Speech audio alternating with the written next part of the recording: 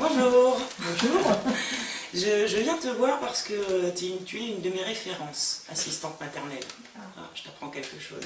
Parce que moi j'ai commencé à travailler il y a 6 ans, on s'est rencontrés quand je débutais. Tu es quand même un personnage dans notre quartier, tout le monde te connaît, mais parce que tu as un gros investissement dans la profession d'assistante maternelle. Et tu peux nous dire déjà ce que tu faisais avant d'être assistante maternelle? Alors, avant d'être assistante maternelle, j'étais travailleuse familiale. Travailleuse familiale, c'est que j'allais dans les familles aider les jeunes mamans qui venaient d'accoucher ou qui étaient malades. Alors, c'est pas du tout la profession telle qu'elle est maintenant, hein. C'était il y a de ça maintenant plus de 40 ans. Donc, on avait une super formation. On apprenait aussi bien à faire le ménage, le repassage, s'occuper d'un enfant, la relation entre une personne, avoir des relations, savoir parler avec des parents, une maman malade, comment se comporter avec l'enfant, voilà. Donc ça c'était une formation. J'ai eu une formation pendant 3 mois théorique, ensuite j'ai eu une formation pratique pendant 1 an, avec une autre travailleuse familiale. Ensuite, après, j'ai travaillé toute seule. Après, j'ai retourné pendant 1 mois et demi faire une formation pratique. Et ensuite, après, on avait un examen. Donc, dans l'examen, on avait la partie pratique, on faisait faire la cuisine, il fallait faire du repassage, de la couture. Et puis après, on avait des questions sur la psychologie, sur les maladies infantiles, enfin bon, un peu le CAP petite enfance, maintenant, actuellement. Et donc tu parles de ça il y a combien d'années? 40 ans. Il y a 40 ans. Ouais, une Et quarantaine d'années. ensuite, quand tu as décidé d'être assistante maternelle, Alors, c'était tout de suite après cette non, expérience-là? je suis rentrée en école maternelle, où j'ai fait un peu à Seine. Bon, je faisais plutôt des remplacements. Après, j'ai travaillé dans les cantines. Comme on était dans un petit village, et bien, il fallait emmener les enfants d'une école à une autre école pour manger à la cantine. Donc voilà, et puis après, j'ai travaillé pendant 5 ans comme ça. Je me suis occupée d'un club sportif, j'ai fait des animations. Et je suis devenue assistante maternelle par hasard. Par hasard. Bon, en ayant toujours accès, quand même, j'avais envie de changer, de trouver du travail autrement. Et puis... Tu avais envie d'être indépendante? Oui, indépendante, c'est ça. Est-ce que c'était dans ton idée aussi de pouvoir t'occuper de tes propres enfants? Non, non. Je voulais surtout pas, parce que mes enfants, ma fille avait 8 ans quand j'ai commencé, je ne voulais pas avoir d'enfants chez moi avec mes propres enfants. Ça, c'était... voilà. Après, quand mes enfants sont un peu plus vieux, je me suis autorisée, mais pas quand ils étaient petits. D'accord. Et malgré tout, mes enfants ont souffert du fait que j'avais des enfants chez moi. C'est pas quelque chose qu'ils ont apprécié du tout. Alors qu'ils étaient déjà adolescents? Oui, les autres, oui. Mais ma fille qui avait 8 ans, elle n'a pas du tout aimé. Ça lui a pas plu au départ. Voilà. Et pourtant, on avait la maison était toujours pleine d'enfants, parce que je m'occupais de ce club sportif, j'avais plein d'activités dans le village. Mais bon, voilà, c'était... Il fallait partager maman, là. C'était moins drôle. Oui, c'est ça. Et puis, il fallait partager sa maison, leur jouer. Puis, la profession n'était pas la même que maintenant.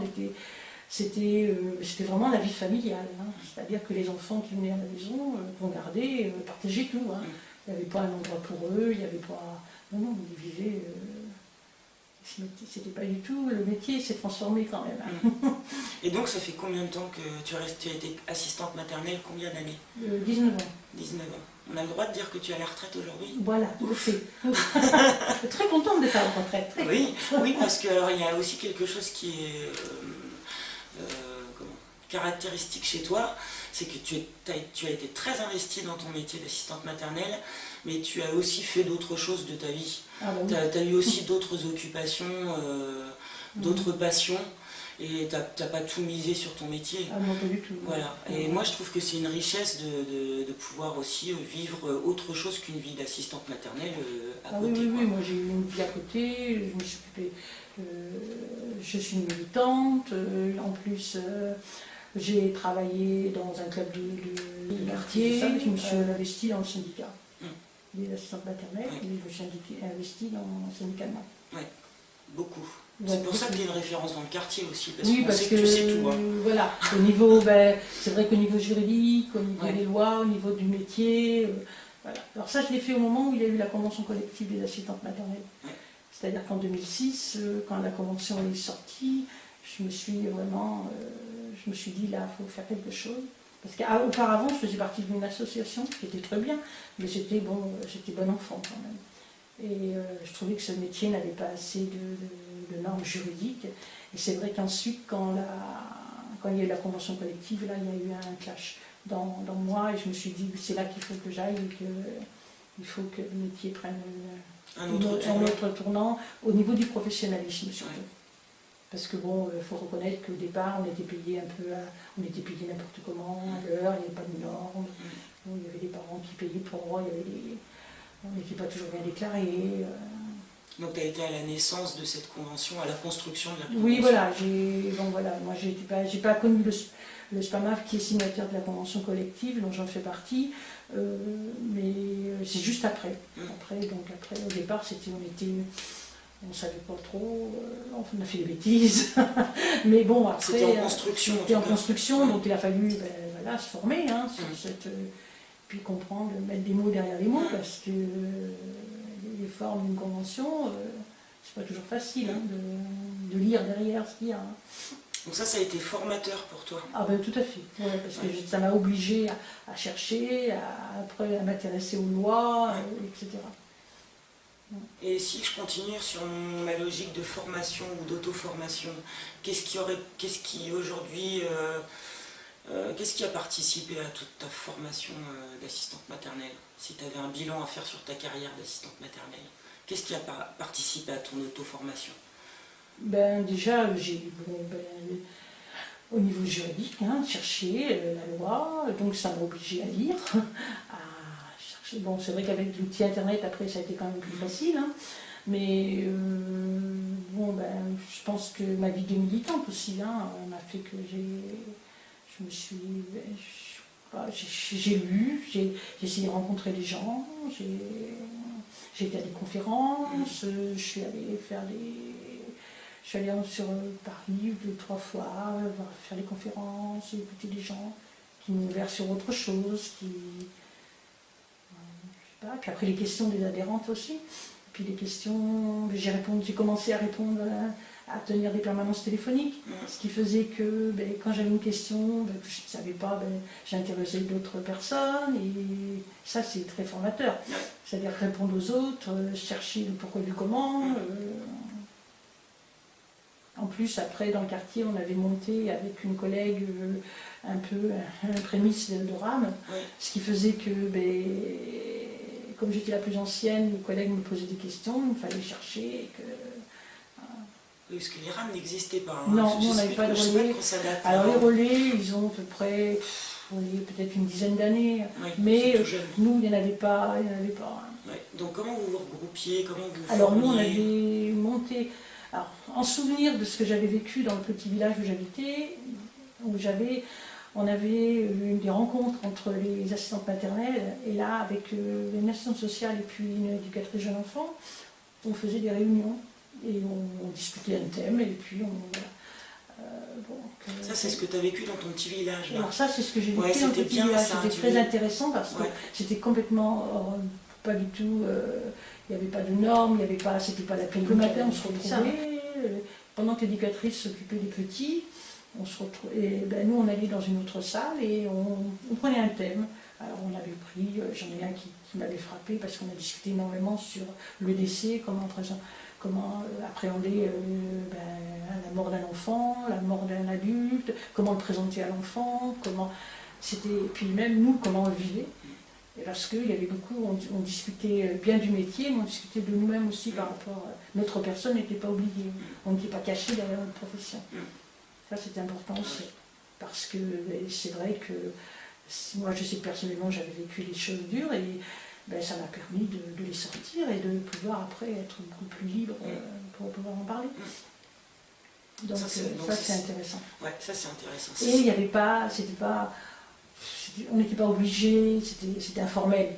Donc ce côté informel faisait que c'était bien, ça s'adaptait bien à ma personnalité. Voilà, surtout, c'était... Ouais. Ensuite se sont mis en place les RAM avec quand même l'idée d'accompagner l'assistante maternelle, éventuellement de la former grâce à des petites conférences en soirée ou des ateliers en matinée ou en après-midi. Alors le relais, c'est un double, peut-être, vous savez, le côté positif et le côté négatif. Le côté positif, eh c'est vrai que ça permettait de se rencontrer, donc de voir que les assistantes maternelles rencontrent d'autres assistantes maternelles, d'autres personnes des métiers de la petite enfance. Le côté négatif, c'était ce côté, c'était, comment dire ça, c'était imposé un peu, c'était sous l'égide de la PMI, donc il y avait surveillance, donc voilà. Tu veux dire que les assistantes maternelles étaient prudentes? Sont encore prudentes. Encore aujourd'hui? Ah oui. Alors où il y a des gros problèmes, c'est pour l'aspect juridique, parce que logiquement les relais sont formés pour donner des conseils aux parents, etc.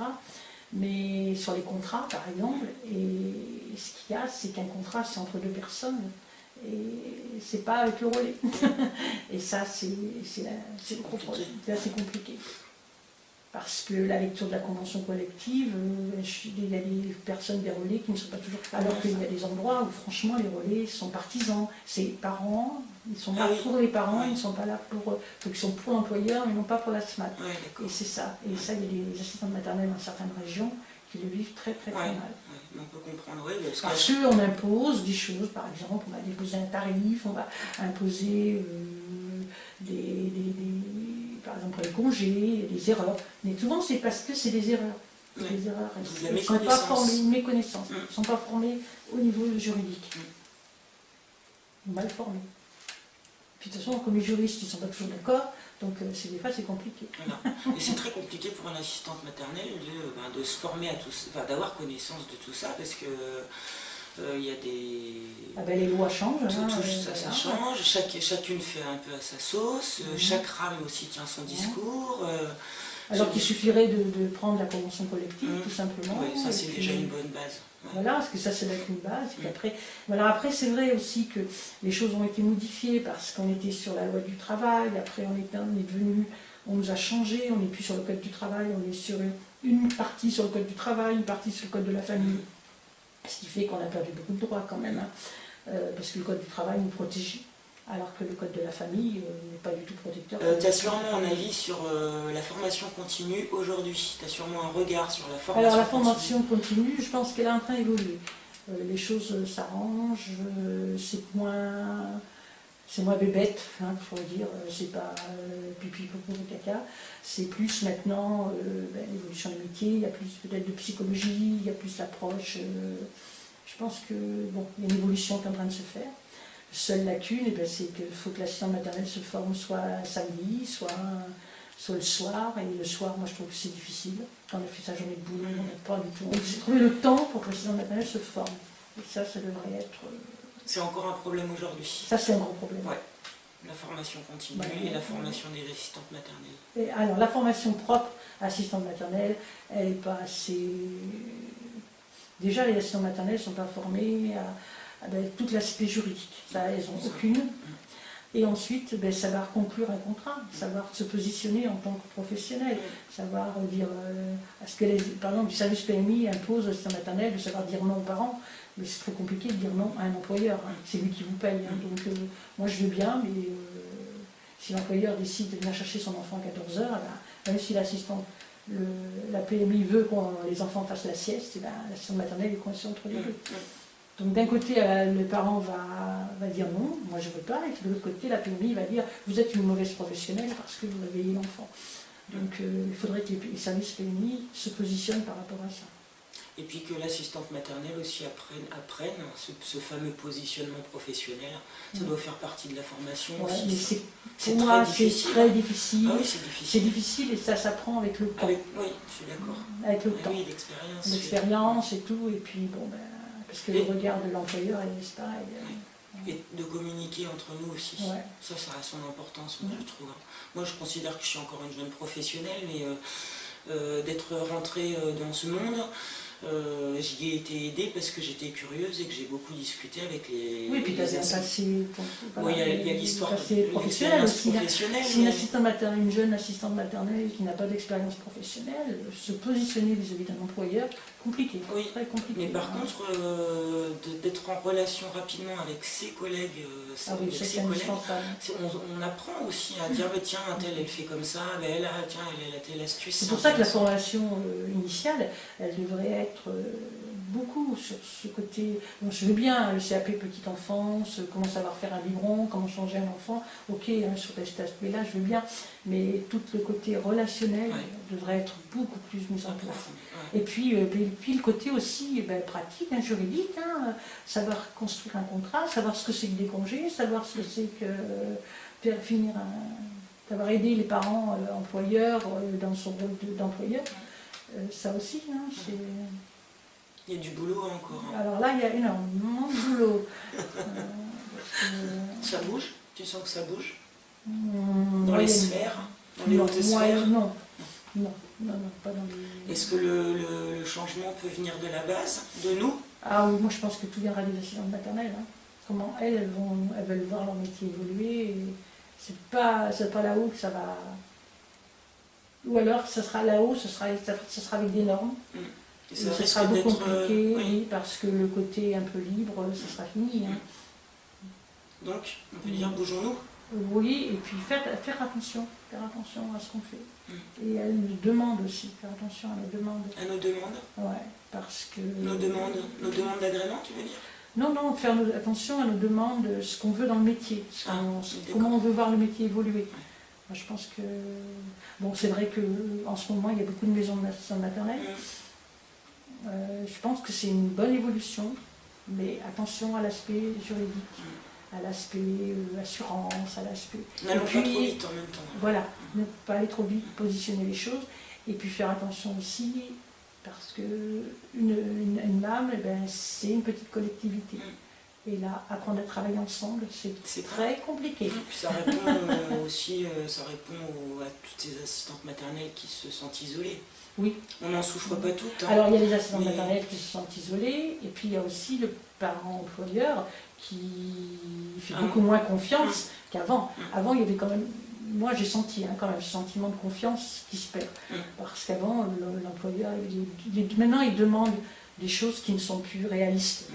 C'est plus de la garde familiale. Et on sent que derrière il y a une grosse histoire de confiance. Voilà, et ça c'est une histoire de confiance. De confiance et de respect aussi. Parce que les parents, l'employeur est beaucoup moins respectueux qu'il était avant. Alors, je trouve que, par exemple, il se permet des choses. Certains employeurs se permettent des choses, par exemple, rentrer chez Nasmat, rentrer sans frapper, ouvrir les frigos, des choses comme ça. Que vivent très mal les assistantes maternelles, parce que c'est leur maison, elles travaillent chez elles. Donc ça, c'est compliqué. Ça, ce sera le sujet peut-être d'une autre vidéo. Ouais. Parce que là, on a la bouche un peu sèche. Non, mais c'est vrai, ça faut le voir. Ça a le côté, je pense que c'est pour ça que le métier a changé. Oui, parce que déjà, le rapport employeur-salarié a drôlement évolué en 30 ans. Bien sûr. Et puis maintenant, c'est vrai que l'employeur, il a des devoirs aussi qu'il veut qu'il fasse et qu'il ne veut pas faire. 3/4 des employeurs ne veulent pas faire leurs devoirs d'employeur. Des fois, déjà, parce que des fois, ils ne savent pas le faire. Ben oui, on demande beaucoup. Simplement faire une déclaration de page, ça peut la faire. Ah oui, non, là c'est gênant, oui. Moi, je mise plutôt sur la SMAT, en disant la SMAT, elle est peut-être amenée à faire 20-25 ans de carrière dans ce métier-là. Elle, il faut qu'elle sache. Il faut qu'elle maîtrise son contrat, etc. Il faut qu'elle accompagne le problème, c'est que, ok, mais c'est que la salariée, elle est que salariée. Oui, mais elle va être assistante maternelle un bon morceau de sa vie. Alors qu'un parent employeur, il va être employeur que peut-être 3 ans de sa vie. Oui, mais ça veut dire que dans ce cas-là, il faut qu'il fasse confiance. Ah oui, c'est une histoire. Bah oui. Donc tu vois, on retourne de confiance ou de collaboration. Oui. On peut aussi fabriquer une relation de collaboration autour de ce... La collaboration, elle est obligatoire autour de la construction du contrat. Donc je ne vois pas pourquoi il n'y aurait pas une collaboration possible aussi autour du salaire, du bulletin de salaire. Je ne suis pas sûre que les gens soient, à l'heure actuelle, soient dans cette dynamique-là. Hein. Non, je pense pas. Ils ont été plus appelés à ce qu'on leur fait, à être assistés. à assister. Ouais. Parce que même les assistantes maternelles, elles demandent ça. Parce que tu vois, quand une assistante maternelle demande que ce soit la page qui prenne en compte, comme ils veulent faire, là, plus ou moins, que ce soit la page qui paye l'assistante maternelle. Mais ça, c'est. On va aller dans des trucs complètement fous. Déjà, les parents ont du mal à faire, certains parents ont du mal à faire des déclarations de page. Et pourtant, après, quand ils ont fait la déclaration, ils reçoivent de l'argent. Hein, alors là, s'ils n'ont plus rien, c'est pas la peine, ils ne feront jamais la déclaration. C'est-à-dire que les filles, elles se rendent pas compte qu'elles travailleront au noir, etc. Que j'ai le cas, moi, même de parents qui n'ont pas besoin d'argent, donc pas besoin des aides, hein, donc ils sont obligés de faire les déclarations. Moi, j'en ai une, là, en ce moment, elle a fait 4 mois sans déclaration. L'assistante maternelle, avec les nouveaux systèmes qui fait qu'elle ne reçoit pas ses feuilles, qu'elle ne fait pas gaffe. Elle ne reçoit pas ses feuilles. Elle ne reçoit pas ses feuilles. Et donc, elle vient de se rendre compte que là, ça va être la fin de l'année et qu'elle n'a pas été déclarée. Oui. Donc, l'année prochaine, ça veut dire que tous les salaires qu'elle a cette année, s'ils font la déclaration l'année prochaine, ça sera sur l'année prochaine. Donc, elle sera pénalisée. Ben, c'est une surprise, ce métier. C'est une surprise tous les jours, ce métier. Oui.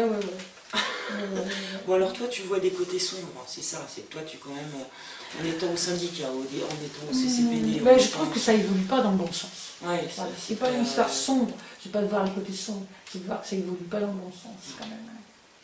Parce que les services, par exemple PMI, demandent de plus en plus de professionnalistes, mais ne donnent pas les moyens aux assistants maternels d'être des vrais professionnels. En plus, on est en train d'enlever le côté familial de la garde, ce qui était quand même ce qui était le plus important pour moi. Mais c'est parce que ça n'incombe pas à la PMI, tout ça.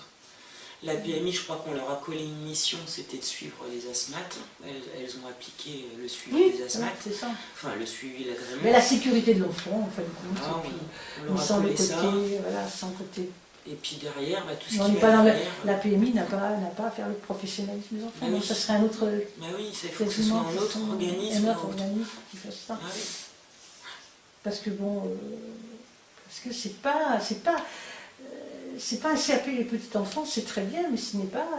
c'est pas ça qui va révéler ta compétence. Non, c'est pas ça qui va apprendre la oui, c'est sûr, pour cette formation. Déjà, pourquoi est-ce qu'on découpe la formation de 120 heures en 2 morceaux? Pourquoi on manque déjà de formation avant de commencer à travailler, pourquoi est-ce qu'on vient découper? Alors, il faudrait quasiment, les 120 heures, il faudrait faire quasiment une première partie. Et puis, mettre un petit stage avec ça aussi, un petit stage dans une crèche ou chez un collègue. Un stage, avoir des... Ce suivant le métier tel qu'il est, aller chez quelqu'un, aller chez une assistante maternelle, ce serait bien à travailler. Mais alors après, bon, c'est qu'on se... C'est une histoire d'assurance, c'est une histoire de... Je sais pas. Mais il y a des possibilités en tout cas. Oui. Il y a des possibilités. Et puis après, c'est pareil, hein, il y a des gens qui se mettent dans ce métier en disant j'ai gardé mes enfants, je sais faire. Et ben non.